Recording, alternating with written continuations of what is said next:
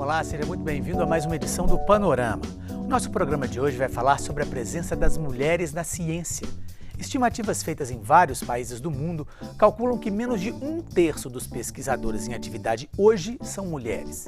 Se considerarmos o reconhecimento e os prêmios por trabalhos realizados, esse índice é ainda menor. Entre os agraciados com o Prêmio Nobel, provavelmente o mais conhecido do mundo, apenas 5% são mulheres. Mas por que isso acontece? Porque o universo da ciência ainda é tão masculino. O que fazer para mudar essa realidade? Para buscar essas respostas, nós trouxemos ao estúdio duas pesquisadoras mineiras de áreas bem distintas. Aqui ao meu lado a professora da Ciência da Computação da UFMG, Mirela Moro. E também conosco aqui no estúdio a pesquisadora e pós-doutoranda pela Fiocruz Minas, Natasha Ostos. Quer saber mais sobre ciência? Quer saber mais sobre a presença das mulheres na ciência? Então não saia daí que o panorama está só começando.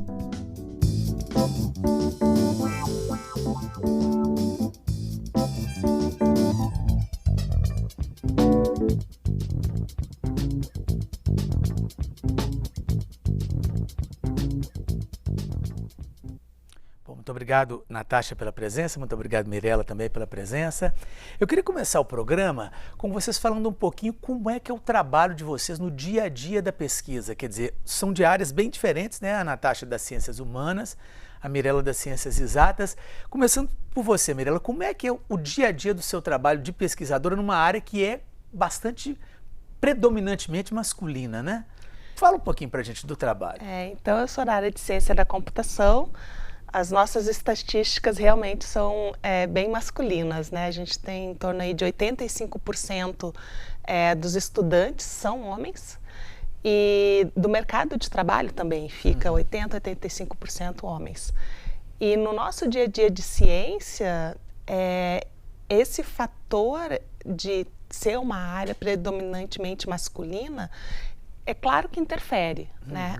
Mas tanto eu como as minhas colegas, a gente não deixa isso nos guiar, digamos, né? Não deixa isso interferir, por exemplo, com a qualidade do nosso trabalho, né? Então, a gente busca sempre qualidade, independente de gênero, né? Porque a ciência, como a nossa área é ciências exatas, gênero não interfere, né? E na computação, especialmente, tem muito da interação com a máquina, né? Com o computador. E o computador não tem sexo. Não tem sexo. Então, nesse sentido, a gente é muito feliz, né? Digamos assim, de não ter uma série de questões, de problemas que o gênero influencia. Na computação é um pouco mais tranquilo, digamos assim. No caso das ciências exatas, ela está ali em contato direto com a máquina. Acredito que você, Natasha, está em contato direto com os livros, com a biblioteca. Como é que é esse trabalho também na área das ciências humanas? Porque a gente imagina, às vezes, que o trabalho do cientista, primeiro, é aquele que fica no laboratório. Sim. Né, mexendo em tubos de ensaio, aquela coisa toda, que já não é o caso da Mirela e que também não é o seu caso. Como é que é o dia a dia do trabalho de uma pesquisadora da área que você atua? Pois então, Fernando, você citou os elementos básicos mesmo das pessoas que pesquisam na área de ciências humanas, que é a questão dos livros, né, que principalmente dessa análise de uma bibliografia, né, sobre o assunto e, no caso meu, que sou historiadora, nós lidamos muito com os arquivos, né? Então, nós vamos muito a bibliotecas, a arquivos públicos ou arquivos particulares, para ali nós coletarmos o que nós chamamos de fontes, que são os documentos. E com esses documentos que nos dão as informações básicas sobre aquele assunto que nós estamos pesquisando, é que nós então podemos iniciar um trabalho de análise desses documentos, mas é uma análise crítica e não uma mera reprodução daquilo que está colocado nos documentos, porque para o historiador um princípio básico é que os documentos eles são produzidos com uma intencionalidade, né? Quem produz um documento ele tem geralmente uma percepção que aquilo pode se propagar para a posteridade, então ele tem uma intenção em escrever aquilo e é preciso que o historiador esteja atento. E um ponto interessante que ao contrário da área de exatas, que a Mirela já citou, na área de humanas nós temos já um predomínio de mulheres, né? Então é um ponto né, positivo da nossa área, que em todas as estatísticas do CNPq, quando nós vemos os dados, a maioria das doutoras do país, elas estão na área de ciências humanas, mas nós ainda temos um problema, que apesar disso, também temos essa dificuldade de ascensão na carreira, de chegar ao topo dos cargos, né, e das funções que concentram mais poder de decisão e mais financiamento de pesquisa. Ou seja, mesmo sendo maioria, ainda nos postos mais altos? Nos postos, sim, nos postos mais altos há dificuldade, há menos mulheres líderes de pesquisa em todas as áreas, menos mulheres chefes de laboratório, né? E, por exemplo, foi feita uma pesquisa pela USP no ano de 2014 e evidenciou que dos 518 membros titulares da Academia Brasileira de Letras, apenas 14% eram mulheres, né? Então, essas estatísticas nos mostram que, apesar das mulheres estarem sim presentes na área da ciência, no Brasil hoje nós já somos metade dos cientistas, segundo dados do CNPq, temos uma dificuldade muito grande de ascensão nas carreiras e de chegar no topo das funções de mais poder de decisão e de mais financiamento de pesquisa. No caso das ciências exatas ou da computação, talvez seja maior ainda essa dificuldade. É por causa da massa crítica, né? Então a gente não tem um número enorme de mulheres disponíveis para subir. Exato. Entende? Então é a massa crítica. A gente tem menos mulheres já no mercado, na ciência, e menos ainda que vão conseguir subir. Mas eu só queria fazer uma observação que muito disso não é por ser ciência, né? Não é porque a gente está na ciência que essas mulheres têm essa dificuldade. Em outras áreas também. Né? Então, se a gente pensar no direito, por exemplo, né? No direito você tem nas universidades, nas instituições de ensino, você tem mais ou menos metade dos estudantes. Mas olha quantas mulheres chegam, por exemplo, ao Supremo. Sim. São poucas. A primeira a chegar foi a Ellen Grace, agora há 10, 15 anos atrás. Entende? Então, não é uma peculiaridade das ciências, né? Mas é um pouco da nossa cultura, né? E da nossa história. Eu queria complementar, né, Mirella, o que você falou, que um ponto muito importante com relação ao mercado de trabalho para as mulheres cientistas é que, segundo um relatório da Unesco, foi colocado que as profissões do futuro, elas estão justamente, né, na sua área, né, que é a área da informática, da inteligência artificial, da análise de dados, da robótica, e são justamente essas áreas onde as mulheres estão subrepresentadas desde a graduação. Desde a graduação. Então, quando a Mirella fala que falta massa crítica para essas mulheres ascenderem nos cargos relacionados à informática, por exemplo, nós temos um dado que chega a ser chocante. 57% das pessoas matriculadas no ensino superior no Brasil são mulheres, né? Ou seja, mais da metade, maioria mulher. Mas, por exemplo, na área de exatas, nós temos uma grande subrepresentação das mulheres. E se a Unesco já mapeou que provavelmente essas profissões do futuro elas estarão relacionadas à área de ciência, tecnologia, engenharia e matemática, isso quer dizer que se nós não tomarmos atitudes agora, para que essas meninas entrem nas graduações desses setores, né, e façam pesquisa, elas serão mais subrepresentadas ainda no futuro bem próximo. Pois é, falando dessa questão da graduação, uma curiosidade, por exemplo, vocês se interessaram, qual o momento que se interessou por vou ser pesquisadora, vou ser cientista? É naquele momento que se entra na universidade, é ao longo do curso que se vai descobrindo o que está acontecendo ali? No seu caso específico, Mirella, quando foi o momento que você falou, não, vou seguir para uma carreira de pesquisa e vou me aprofundar nisso? Então, para mim, eu escolhi a ciência da computação mais ou menos por acaso, porque o meu grande amor era a matemática. E aí, por questão de influência familiar, eu acabei escolhendo a ciência da computação. E na ciência da computação, durante a graduação, eu já tinha decidido que eu faria pelo menos um mestrado, né? Para aperfeiçoar, para ter outras oportunidades no mercado de trabalho. E durante o mestrado é que eu me descobri cientista, né? De gostar da ciência, de gostar de produzir resultados, entende? Aquilo para mim era muito espetacular, porque eu estava eu estava fazendo uma pesquisa que estava gerando resultados interessantes, que estava sendo publicado, que tinha um potencial muito grande de evolução e de ajudar o nosso país a crescer. Então, ali eu me descobri pesquisadora, foi durante o mestrado. E aí, doutorado, pós-doutorado... Aí já entra e aí é um caminho sem volta, né? E no seu caso, Mirela?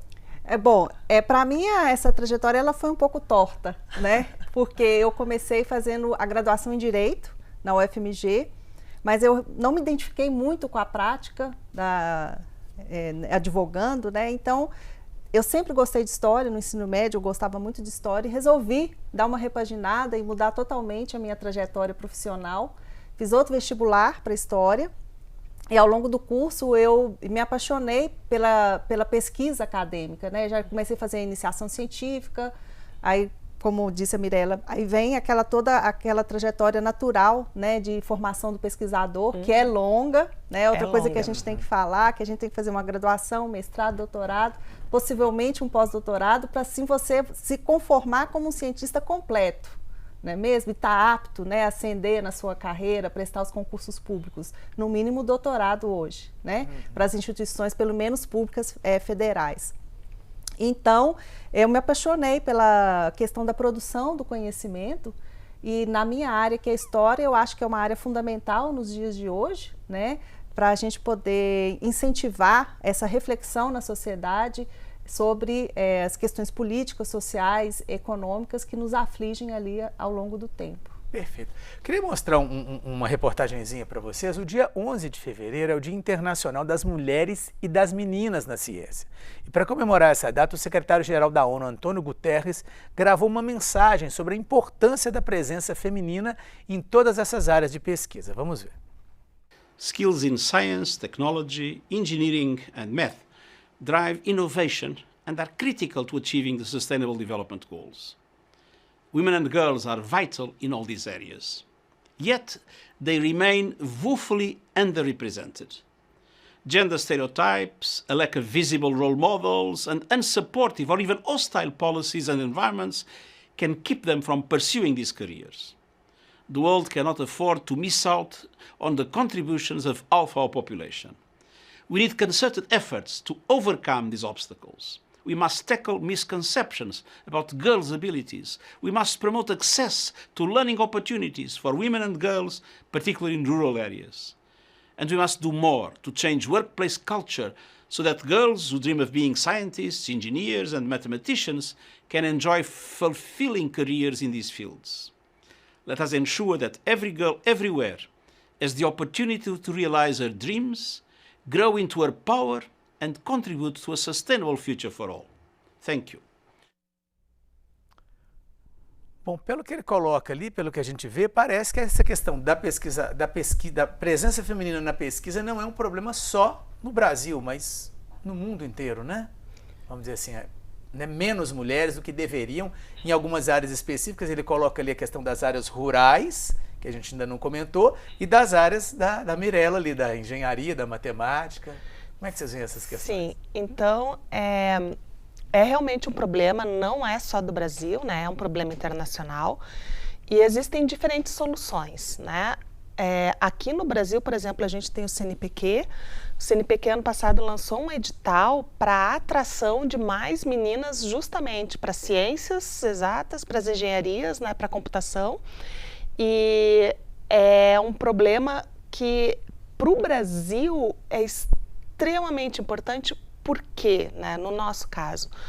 Porque a gente quer que o nosso país cresça, a gente quer que o nosso país evolua, a gente quer que o nosso país seja referência, né, de tecnologia, por exemplo. E ter mais mulheres nessa área é extremamente importante, porque senão a gente não realiza o nosso potencial completo. E a gente tem que pensar também que quem são os potenciais consumidores dessa tecnologia, dessa ciência? São homens e mulheres. Então, no momento que você tem só homens construindo isso, né, construindo produtos ou construindo ciência que vai ser consumido por homens e mulheres, você tem um desbalanceamento natural, e por isso que é importante a presença da mulher, né? Porque vão ser mulheres desenvolvendo produtos, desenvolvendo ciência, desenvolvendo tecnologias para outras mulheres consumir. Então, acho que é essencial ter esse balanceamento, né? Para uma evolução que seja, né, que atinja o seu verdadeiro potencial. Mirela. Sim, na linha que a professora estava comentando, pesquisas, né, já foram feitas no sentido de que quanto maior a diversidade no ambiente de trabalho, maior a produtividade, né, daquele setor. Então, não é lógico que a ciência ela dificulte a entrada ou a permanência ou a ascensão de metade da população mundial às carreiras científicas, porque isso certamente resultará numa ciência mais pobre, porque o olhar, quanto mais diverso o olhar das pessoas que estiverem produzindo ciência, mais benefícios aquele conhecimento terá, né, levará para toda a população mundial. Então, o que nós podemos fazer, né, medidas que, dentro das medidas macro, nós também temos medidas que podem ser feitas pelas próprias instituições de pesquisa, porque é preciso que as universidades e outras instituições, elas encampem essa demanda e mapeiem as desigualdades, como é o caso que a Fiocruz tem um programa que chama Proequidade de Gênero e Raça, que mapeia as desigualdades dentro, né, da própria organização e estabelece políticas internas para sanar essas desigualdades. Então, é muito importante que nós não fiquemos apenas no coletar dados, mas que estabeleçamos também políticas públicas e organizacionais para promover as mulheres na ciência. Vamos fazer só uma pausinha e daqui a pouco a gente continua falando mais sobre a presença das mulheres na ciência. Nós voltamos já.